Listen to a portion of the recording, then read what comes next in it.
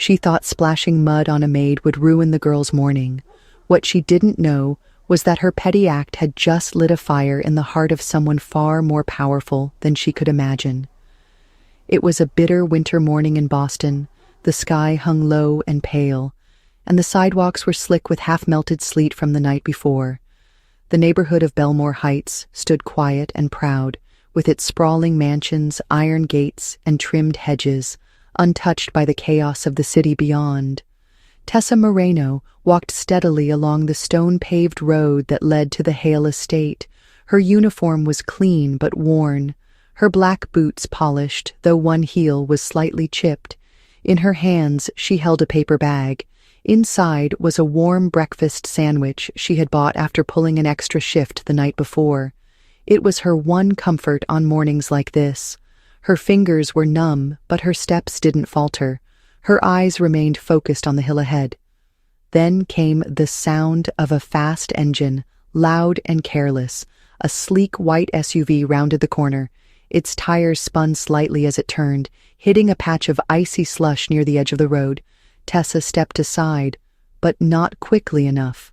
A surge of filthy, half-frozen water erupted from the puddle, spraying her from the knees to her neck. Her coat, gloves, and even her braid were now drenched in grime. The paper bag in her hands sagged, its contents ruined. Yet she didn't flinch or cry out, she simply froze. The SUV didn't stop. Instead, the passenger window rolled down just enough to reveal a flawless face with glossy lips and oversized sunglasses. Clarissa Monroe, a familiar name in local society circles, leaned slightly out the window, her voice sweet with venom as she said, "Next time, try not to walk like a stray dog." Then the window slid up, and the car sped off up the hill without another glance. Tessa stood still, the cold seeping through her soaked clothes, her breath visible in the air. She didn't chase, she didn't yell, she just exhaled slowly, wiped her hands on her coat, and began walking again. The sandwich was gone. Her clothes were filthy, but her back remained straight, and her chin did not drop. What neither woman knew was that someone else had seen everything. From the upper balcony of the Hale estate, Nathaniel Hale stood silently, a ceramic coffee mug resting in his gloved hand. Dressed in a tailored dark coat, he leaned slightly over the wrought iron railing. His eyes followed the SUV's path, then shifted back to the figure walking up the drive, with quiet dignity, despite being drenched in slush. He didn't move or speak, but his gaze was sharp, and there was a slight shift in his expression. Not anger exactly, but something colder and more precise. He'd recognize the car. More importantly, he'd recognize the girl. Tessa had been working at the Hale estate for nearly 8 months, never late, never idle, never loud. He'd noticed her before, not because she demanded attention, but because she never did. She repaired things others ignored. She listened more than she spoke. She carried herself like someone who came from a different life, one with books and meaning and maybe once softer mornings. Now, she walked toward the servants' entrance, her shoulders stiff, her coat dripping, but her steps steady. Nathaniel's fingers tightened slightly around the handle of his mug before he turned and walked back inside, the coffee untouched, his thoughts unusually stirred. He had seen enough. Tessa Moreno had never planned on being a maid. Not here, not in this world of chandeliers, marble floors, and people who never looked where they stepped. Just over a year ago, she had been a top student at a prestigious design school, studying architecture, submitting portfolios, filled with light and space, winning quiet awards for structures inspired by childhood memories and dreams she hadn't yet abandoned. But life had shifted, harshly and without permission. Her father had been arrested in a financial scandal involving forged documents and embezzlement, a crime he swore he didn't commit. But public trials didn't wait for proof, and her mother's health collapsed under the pressure, a stroke leaving her partially paralyzed and unable to speak. Everything fell apart in a matter of weeks. Tuition went unpaid, scholarships dissolved, and just like that, Tessa had to choose between continuing to dream or learning how to survive. She took a job with a cleaning agency, at first scrubbing restaurant floors, then office buildings, until one day she was assigned to Belmore Heights, specifically the Hale Estate, the largest property in the neighborhood. A 3-story mansion with glass walls, private gardens, and an owner who rarely made appearances. Most of the household staff only spoke of him in passing, as if he were a myth rather than a man. Tessa had seen him from afar, once by the library, another time near the stables, tall, always in dark clothes, with a presence that didn't invite conversation. Nathaniel Hale was 35, successful in every way people measure success, heir to an investment empire, founder of a tech group that handled secure financial transfers across continents. He lived privately, rarely appeared in public, and when he did, his expression rarely changed. He was the kind of man who walked into a room and made people straighten their backs without a word, the kind of man society pages loved to guess about, but never truly knew. He had inherited the estate 5 years ago and returned only occasionally, mostly to review legal documents or inspect renovations, until 3 months ago, when he moved in without explanation, dismissing most of the inner staff and keeping only a core group, Tessa among them. She assumed it was temporary, but every morning he remained, appearing silently in some corner of the house, sometimes working in his office for hours, sometimes standing by the garden like he was searching for something that no longer existed. Tessa had grown used to moving through the estate unnoticed, entering from the side hallway near the kitchen, climbing the back stairwell to clean the upper guest suites, organizing books in the sunroom, polishing the banisters, watering the indoor plants when no one remembered they needed water. She didn't speak much to the other staff, partly because most of them thought she was too quiet to trust, and partly because she had learned long ago that in places like this, being invisible was safer than being noticed. Clarissa Monroe was the opposite of invisible. She came to the estate often, claiming to be an old friend of the family, always dressed in expensive coats and silk scarves, always laughing just a little too loudly in Nathaniel's direction. She walked through the rooms like she belonged in them, trailing perfume and entitlement. Though no one ever said it out loud, everyone knew she wanted to marry him. It wasn't hard to guess, the way she touched his arm during conversations, how she angled her face for the best lighting. When he looked up, how she always arrived when she knew he would be home. Nathaniel never encouraged her, but he never fully dismissed her either. He listened politely, answered with short phrases, occasionally nodded, but never smiled the way she wanted, and when she left, there was no goodbye at the door, no glance through the window, nothing that made her feel chosen. That morning, when she tatted Tessa with mud and insult, she hadn't just lashed out in cruelty, she had acted from something deeper, something uglier. Clarissa had seen the way Nathaniel watched the girl, not with hunger or possession, but with something else, something quiet and real. She had seen it from the corner of her eye as she looked up at the balcony, the stillness in him, the way his fingers paused at the railing, the way his posture shifted just slightly as the maid walked up the path, with her hair wet and her coat ruined but her head held high. That was the moment she knew, and that was why she acted, because she could sense the difference between being admired and being seen, and she had never been truly seen, not the way Tessa was in that single glance. That evening, the sky over Belmore Heights was painted in a wash of soft orange and pale indigo. The cold had settled deeper into the ground, and thin sheets of frost began to cling to every surface. Inside the Hale estate, the lights had been dimmed in the hallways, casting long shadows against the polished walls. Tessa was in the library dusting the shelves, her fingers moving gently along the spines of books she could never afford, but still loved to touch. The smell of paper and old wood gave her a strange sense of calm, like she still belonged to the world she once studied in. She stood on the small ladder reaching for the top shelf, when a voice, low and calm, came from behind her, asking if she needed help. Startled, she turned too quickly, nearly lost her balance, and only just caught herself on the ladder's rail. Nathaniel stood just a few feet away, no coat this time, wearing a charcoal sweater and slacks, looking far less distant than usual. She opened her mouth to apologize, but he simply stepped closer, steadying the base of the ladder with one hand, saying quietly that it wasn't safe to climb so high alone. Tessa climbed down slowly, clutching the book in her hand. She expected him to walk away, as he always did, but he didn't. Instead, he glanced at the title, a text on European architecture, and asked if she liked it. She nodded, her voice soft, admitting that she used to study buildings, spaces, the way sunlight could change a room, the way lines could whisper things, even silence couldn't hide. Something flickered in his eyes, a recognition of sorts, not surprise exactly, more like understanding.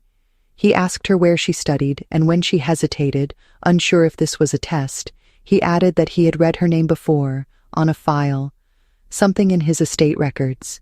She exhaled slowly and told him the truth. She had studied at Hayden University until her father's arrest, and her mother's illness forced her to stop. Her voice didn't shake, but something in her chest did. Nathaniel said nothing for a moment, his gaze fixed not on her face, but on the book in her hands. Then he asked her what she would design if she could build anything at all. Her answer came without thinking. A greenhouse library, full of light and flowers and silence, a place for broken things to heal. He smiled faintly, just for a second, not the practiced smile of a man used to boardrooms and cameras, but something softer, more genuine. She wasn't sure what to say, so she thanked him for the conversation and returned the book to its place. But as she turned to go, he asked her to stay a moment longer, and for the first time since she'd entered the Hale estate, she sat down in a chair meant for someone who didn't wear a uniform. Days passed, and though they said little in public, their quiet moments became more frequent. A conversation by the greenhouse about soil and symmetry, a shared glance in the dining hall when others weren't looking. He began leaving notes tucked between the pages of the architecture books she dusted, questions mostly about design, about color, about how one builds something that lasts without turning it cold, and she answered in folded slips of paper tucked into flower pots or tucked behind light switches. It was a language of small things, but it meant more to her than anything loud. Ever, had Clarissa noticed. Of course, she always noticed. She began to appear at the estate more often, with new jewelry, brighter lipstick, louder laughter.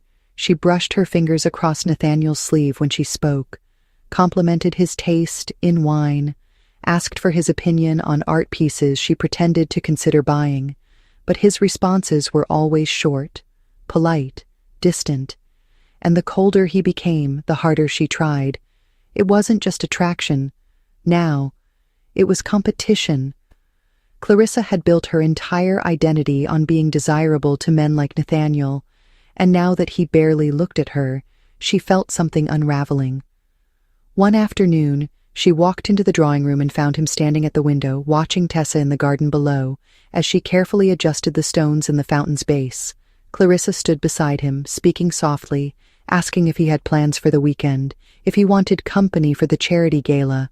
But he didn't answer, his eyes still on Tessa, his voice distant as he said she seemed to understand balance better than most designers he had paid 6 figures to hire. Clarissa followed his gaze, then turned away with a forced laugh, saying it was funny how easily some girls used humility as a charm.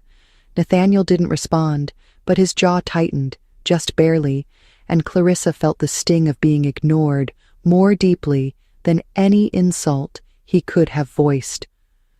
She began spreading whispers among the staff, questioning Tessa's intentions, implying that the maid had a history of seducing her employers, that she had once been dismissed from another estate for inappropriate behavior. There was no truth to it, but rumors in rich houses moved like wildfire, and soon Tessa began noticing the sideways glances, the lowered voices, the way some staff pulled away from her in the hallway. She didn't say anything, just kept working, but the silence around her changed. Nathaniel saw it too, and one evening he found her alone in the servants' garden, her hands buried in the soil of a winter planter, her eyes distant. He asked her if something was wrong. She looked up and said only that some things never change. He sat beside her on the edge of the stone path, and for a long time they said nothing. Then he told her that he trusted her judgment, that she didn't need to prove anything to anyone here.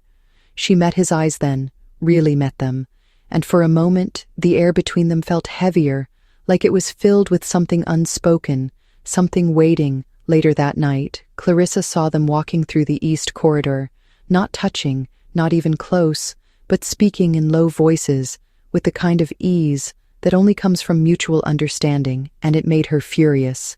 She stormed into her car without saying goodbye, and spent the next week planning how to end whatever was blooming between them before it grew beyond her control.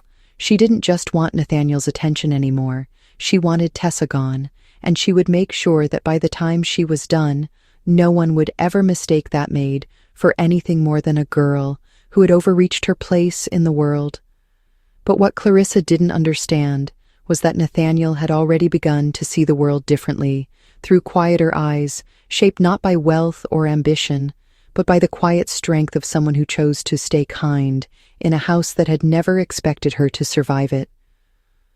The snow had returned by the end of the week, light and silent, covering the estate in a soft white layer that masked the cold beneath it. Inside the mansion, the fireplaces were lit. The rooms smelled of cedar and polished brass, and yet the tension among the staff had grown thicker. Tessa moved through the halls with the same grace and efficiency as always, but now she felt eyes on her that didn't belong to curiosity or admiration. Whispers echoed in places that had once held quiet comfort. Her name was now a question on the lips of those who had never bothered to ask it before. Clarissa had worked quickly, dropping hints in the right ears, suggesting without ever stating, manipulating the unspoken code that ruled upper-class estates. She knew how to twist concern into suspicion, how to wrap jealousy in faux protectiveness. She painted herself as someone worried for the household's dignity, positioning herself as a protector of the Hale name, all while feeding stories about Tessa's supposed past. It wasn't difficult to stir unrest. One comment about Tessa's closeness with Nathaniel at a dinner table, one fabricated remark about a guest who had once noticed something inappropriate. Soon even those who had smiled politely at Tessa began treating her like a problem they didn't know how to address. Nathaniel noticed the shift, not just in the others, but in Tessa herself. She still smiled, but it didn't reach her eyes. She still worked, but no longer lingered in the library or the garden. And the small notes she used to leave in hidden corners had stopped altogether. It was as if she had folded herself inward again, trying to protect whatever dignity she had left before it was taken from her completely. He began digging, quietly, methodically. His private assistant was tasked with reviewing Tessa's entire employment history, every placement, every reference, and what he found confirmed what Nathaniel had already believed. There was no misconduct, no terminations, nothing but a consistent record of excellence and discretion. But what caught Nathaniel's attention, more than her work history, was what had never been reported anywhere official: details buried in medical records and old legal files. Her father's case had been dismissed quietly after 2 years in holding. No conviction, no apology either, but the damage had been done. Her mother's condition had worsened during that time. Hospital bills had drained. Whatever savings they had left, her academic records showed perfect scores until the moment she withdrew. He felt something cold settle in his chest as he read, not the shock of new information, but the anger that came with seeing injustice confirmed in black and white. Tessa had been punished for things far beyond her control, and yet she had never once used it as an excuse, never sought sympathy, never expected rescue. Meanwhile, Clarissa had escalated her efforts. She requested a meeting with the house manager and hinted that certain lines were being crossed, suggesting that the staff felt uncomfortable, that guests had noticed how often Tessa seemed to be in the same spaces as Nathaniel. She said it with perfect poise, her voice soft and reasonable, her concern wrapped in the illusion of care. But what she didn't anticipate was that Nathaniel would be informed of the meeting the same afternoon, and that he would attend it in person. When he walked into the study unannounced, the room fell silent. Clarissa stood, her smile faltering as she greeted him, but he didn't return the gesture. Instead, he took a seat, opened a folder, and laid out copies of the false claims she had circulated among the staff, verified by timestamps and sources, each one traced back to her, or those she had manipulated. His voice was calm, but devoid of warmth as he addressed her, stating clearly that character assassination disguised as concern would not be tolerated, that trust within a household was more valuable than reputation in the city's social columns. Clarissa tried to interrupt, to protest, but he silenced her with a single glance, then turned to the manager and instructed that all accusations against Tessa be formally withdrawn, and any staff found spreading further rumors would be immediately dismissed. After a pause, he added one last line, his tone steady, that Miss Monroe would no longer be considered a guest of the Hale estate. Clarissa stood frozen, her cheeks flushing not with embarrassment, but with rage. The humiliation was complete, not because she had been removed, but because he had done it for the sake of someone she still believed didn't belong. Tessa heard the news later that day, not from Nathaniel, but from the same voices that once whispered doubts. This time they whispered apologies. The shift was subtle but real. Glances softened, smiles returned. A few even stopped to thank her for her patience, but she said little in response, unsure how to process being defended so publicly, unsure if it was safety or just the eye of another storm. That evening, Nathaniel found her in the glass corridor that led to the east wing, a place that caught the last light of sunset and framed it like art. She stood quietly, her reflection split by the window's frame. When he approached, she didn't move. He stood beside her without speaking for a while. Then he told her that the truth mattered, not just for her, but for everyone who had learned to stay quiet to survive. She looked at him then, her voice low as she asked why he had gone so far to protect her. His answer came without hesitation, because you never ask for anything, because you carry yourself like someone who knows pain but doesn't use it, because I see you. Not just your work or your silence, but the way you hold your dignity when others try to take it. Tessa said nothing, but something in her expression shifted, a softness returning, the wall between them thinner now than it had ever been. In the days that followed, she resumed her routines, but the tension was gone. Nathaniel began inviting her input on design choices for a new renovation project he was planning. Nothing official yet, just quiet discussions over blueprints and layouts, over breakfast in the winter room or coffee in the greenhouse. She spoke more now, and he listened with a kind of attention that made her feel seen in a way she hadn't in years. Clarissa's absence was never addressed directly. No one asked questions. No one missed the perfume that used to linger too long in the air. The estate felt quieter, but also more honest. The kind of silence that comes after a storm when everything still stands, just rearranged. And in that stillness, something between Tessa and Nathaniel began to grow, not loudly, not urgently, but steadily, like the roots of something planted in frost that still knows how to reach for spring. The winter deepened, the trees around the estate bare and silver under a constant sheet of frost. The garden paths dusted each morning with fresh snow that crunched under careful steps. The Hale mansion remained alive, but subdued, its staff quieter than usual, as if the walls themselves were holding their breath. Tessa had grown into her space again, not with pride or entitlement, but with quiet certainty. She no longer avoided the greenhouse or the library, no longer hesitated to offer a thought when Nathaniel asked about a design choice or architectural layout. He had started sketching again, something he had once loved but abandoned over time. Now he did it beside her with open notebooks between them, their ideas layered over one another like shared language.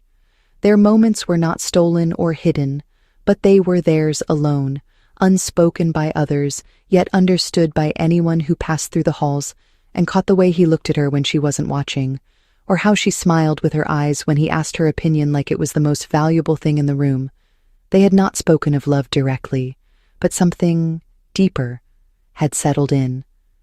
something rooted and slow and growing in places where silence used to live. Clarissa, however, had not disappeared completely, though she was no longer welcome at the Hale estate. She still moved within the circles that cared more about image than truth. She knew how to manipulate narrative, how to twist the idea of rejection into victimhood. At cocktail parties, she hinted that Nathaniel had been tricked by a girl pretending to be modest. She said it with a laugh and a sip of wine, a joke too sharp to ignore. She made sure that those with influence began to wonder, and soon an article surfaced on a small but influential society blog, anonymous but pointed, describing an unnamed billionaire entangled with a staff member in a way that blurred the lines of professionalism. The article did not name Tessa, but the details were clear enough for those who wanted to read between the lines. Whispers began again, not among the estate staff but in the city beyond. Business partners asked subtle questions during meetings. Invitations to events arrived with veiled warnings about maintaining reputation. Nathaniel knew exactly where it had come from, and while his usual instinct was to ignore noise that did not matter, this time it was different because it did matter to her. He called a press conference, something he had not done in years. Standing at the podium in a quiet room filled with cameras and flashing lights, he spoke clearly without notes, addressing the rumors, not with anger but with certainty. He said that the woman spoken about was a member of his household staff. Yes, but more importantly, she was someone whose integrity far surpassed those who had tried to soil her name. He said that any man who allowed class to define character was unworthy of both, and that if people questioned his judgment, they were welcome to take their business elsewhere. When asked directly if there was a romantic relationship, he paused only for a moment before answering that, yes, there was something growing, and no, he would not apologize for it. Tessa watched from the corner of the staff lounge, her hands gripping the edge of a wooden table as his voice poured through the screen. When it ended, she remained still for a long while, not because she didn't believe him, but because she never expected someone like him to speak for someone like her so openly, so deliberately. She had always believed that dignity was a private thing, something you preserved quietly, but in that moment she realized that sometimes being chosen wasn't about being protected in silence, it was about being acknowledged in the light. Later that evening she returned to her room and found a single red rose on her pillow. No note, no explanation, but she understood. The next morning, Nathaniel greeted her not in the greenhouse or the study, but in the courtyard as she arrived, his coat already dusted with snow, his breath visible in the air. They didn't speak right away, just walked side by side down the stone path until they reached the fountain, the same one she had restored weeks earlier when no one had noticed. He turned to her and said he wanted to show her something, leading her toward the east wing, a part of the estate rarely used. As they stepped inside, she saw that the space had been cleared out, the walls repainted in soft earth tones, a long table set up with blueprints and design materials. At the center was a file folder labeled under her name. She looked at him, confused, and he explained that he was starting a new project, a community center on the edge of the city that combined natural space with education, open libraries, learning gardens, art studios for children who had never seen their own work displayed, and he wanted her to be the lead designer. She stared at the papers, hands trembling slightly as she lifted the sketches and saw her own ideas, reflected in their lines, concepts she had shared only in passing, or written in the margins of their shared notebooks. He had been listening to every word. She asked why, and he said, because the world was full of architects who knew how to build walls, but she knew how to build places that made people feel seen. Tears filled her eyes but did not fall, her voice barely above a whisper when she said, she didn't know if she could handle something that big. Nathaniel stepped closer, his hand reaching gently for hers, and said she didn't have to handle it alone. They stood there like that for a long moment, the air still between them, but no longer heavy. And then she leaned into him, not because she needed support, but because she wanted to share the weight of this beginning. The next week moved like a quiet celebration. Word of the project spread quickly, and though some raised their eyebrows, most responded with support. Tessa was introduced as the lead architect on a community initiative funded directly by the Hale Foundation. Her story was no longer a whisper in dark corners, but a headline of something honest and rare. Even those who had doubted began to admire, not because she had earned a man's affection, but because she had earned her own place, and he had recognized it publicly without hesitation. The estate felt different too, lighter, fuller somehow. Staff who had once watched her with suspicion now greeted her with warmth. Nathaniel continued his business as usual, but those closest to him saw a change, a kind of quiet peace in his movements, a steadiness in his voice. He had always been calm, but now he seemed certain, not just of his decisions but of what truly mattered to him. One evening, as snow fell gently outside the conservatory, Tessa walked into the room where Nathaniel stood alone. She asked if he remembered the first time they spoke, when she nearly fell off the ladder and he steadied it without a word. He smiled and said he remembered everything. She asked if he ever thought it would come to this, and he shook his head slowly, saying he never thought anything so real could grow from something so small. She stepped closer, her hand brushing his arm, and said, "Maybe that's how all real things begin, not with noise, but with quiet insistence, not with a plan, but with presence." They stood together in the flickering warmth of the fireplace, and for the first time, their hands found each other without hesitation, fingers entwined like roots that had taken hold long ago and only now began to bloom into something visible, something undeniable, something that felt like home.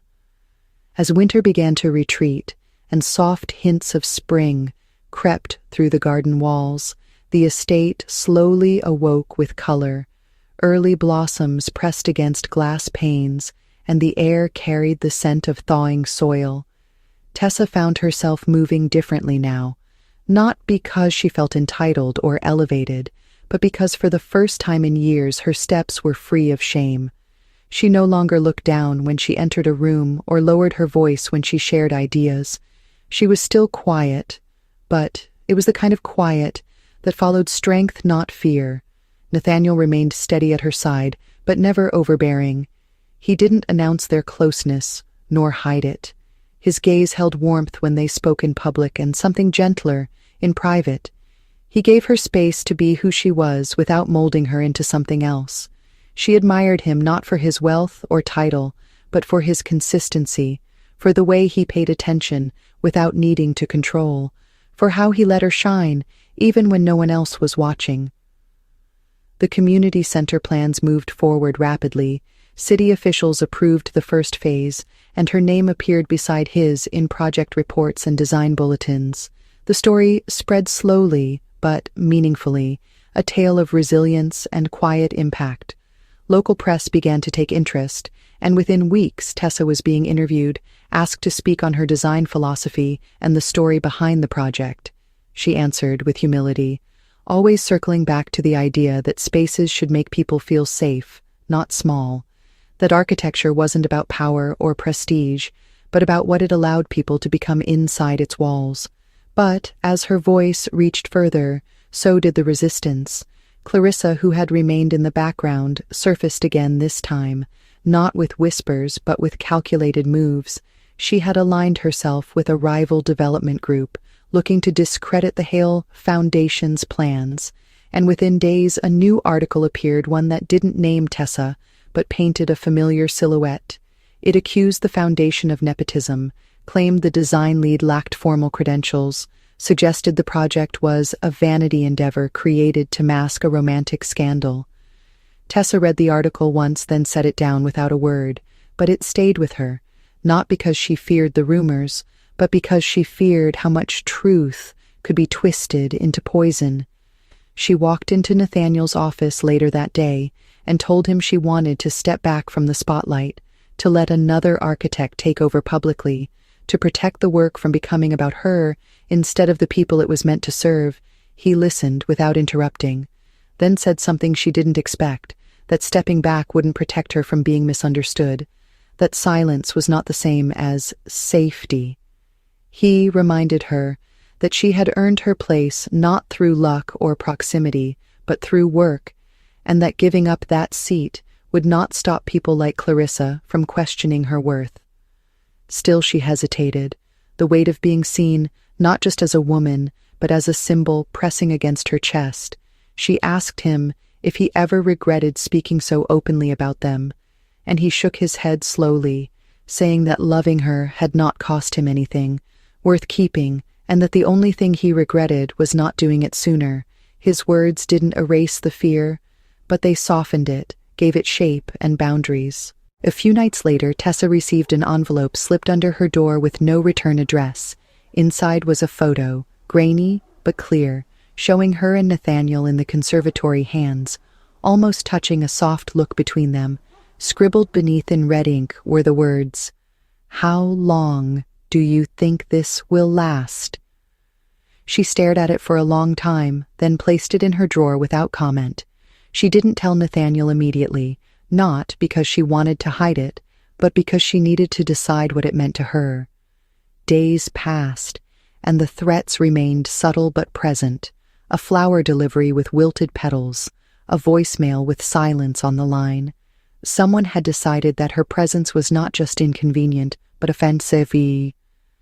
And for the first time in a long while, she felt the old fear creeping in, not fear of failure or judgment, but fear of being destroyed before she could finish what she had started. It was Olivia who reminded her why she had begun in the first place. Her younger sister, now 12, had just started attending a new school in the city and came home one day with a brochure from the upcoming community center, her eyes wide as she pointed to the mock-up drawing that Tessa had sketched weeks earlier, saying, "This is your place, isn't it?"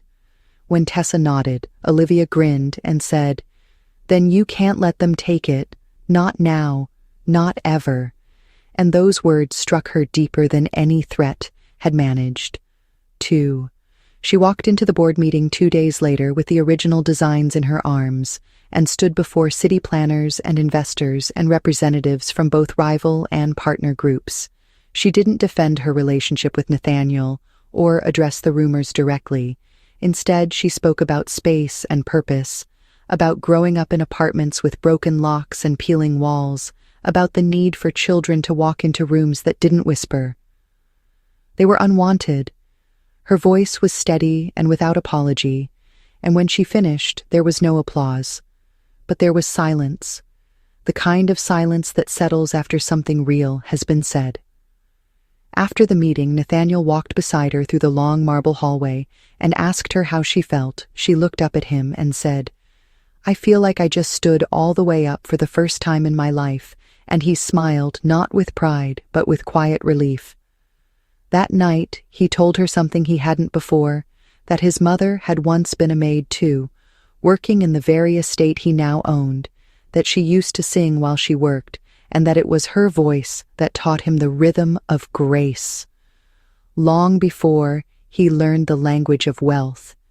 He said Tessa reminded him of that rhythm, not because of what she did, but because of who she was, even when no one was watching. Tessa didn't respond with grand words or declarations.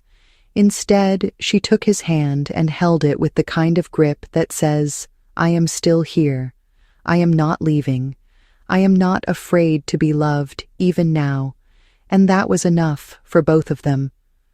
The following week, Clarissa's connection to the smear campaign was revealed by a third-party email chain leaked anonymously, her credibility fractured, her partners pulled away quietly, and her name faded again from the conversation, not with scandal, but with irrelevance, the kind that stings more because no one even bothered to talk about her anymore. Tessa's name, however, remained, not on gossip blogs, but on the lips of children waiting to see the new building rise, on grant proposals tied to urban renewal, on the folders of city architects who now referenced her designs as examples of community-centered innovation. Her presence had become more than tolerated. It was valued, not because she had endured, but because she had created something that mattered. And through it all, Nathaniel stayed beside her, not as a shield, but as a mirror reflecting back the version of herself she had almost forgotten existed, the girl who once dreamed of spaces filled with sunlight and color, now building them brick by patient brick. 1 year later, the community center stood complete on the edge of the city, framed by open skies and quiet streets. Its walls curved gently, like arms, meant to welcome not impress. Sunlight poured through high windows and fell across shelves of books, wooden benches, and murals painted by local school children. The opening ceremony was modest but sincere, with families gathering in the central garden and laughter weaving through the air like music in the breeze. Tessa stood near the entrance wearing a soft blue dress that fluttered just above her ankles, her hair tucked neatly behind one ear, her hands holding a simple folder of opening remarks. But her mind wasn't on the speech. It was on the journey that had brought her here, the mornings in silence, the nights spent sketching by lamplight, the fear that she might be seen as a shadow and not as a voice. And yet here she was, not only standing in the light, but having helped build it for others. Nathaniel stood just a few steps away, speaking with a small group of sponsors, but his eyes found her. Every few moments, each glance a quiet check-in, not possessive, just present. When it was time, she stepped up to the front of the crowd, took a breath, and began to speak. Her voice steady, not rehearsed, just honest. She spoke about space and dignity, about why buildings mattered not for their height or glass, but for the way they made people feel safe, hopeful, seen. She said that no structure was perfect, but when designed with love, it became a home, even to strangers. When she finished, there was a pause, not because the words were unclear, but because they had landed deeper than expected. Then the applause came warm and full, not because she was a novelty, but because she had spoken something real. Nathaniel stepped beside her, then his hand brushing hers, not for the crowd, but for her alone, a signal that this was not just a celebration of work, but a beginning of something they had built together. Later that evening, they walked back through the now quiet halls of the center, the lights dimmed to soft golden pools of calm. They reached the main reading room, where floor cushions had been scattered, and picture books lay open like small stories still in progress. Tessa removed her shoes, stepping barefoot onto the smooth wooden floor, her steps slow as she crossed the room, then turned to face Nathaniel, who watched her with that same look he had worn the first day. He saw her walking up the hill, covered in slush but unbroken. She smiled gently, then said, "This was always the dream, not the place exactly, but the feeling to know I was allowed to belong somewhere, without shrinking." Nathaniel stepped closer, his voice lower than usual, saying, "You never had to shrink. You were always enough. You just needed space to remember." She reached for his hand, and he took it easily, their fingers interlocking with the ease of something long understood. Outside, the snow had begun to fall again, soft and unhurried, painting the world in light dust. Tessa looked toward the window and whispered, "I used to think that mud was the end of me, that it meant I would always be beneath. But now I know it was the beginning.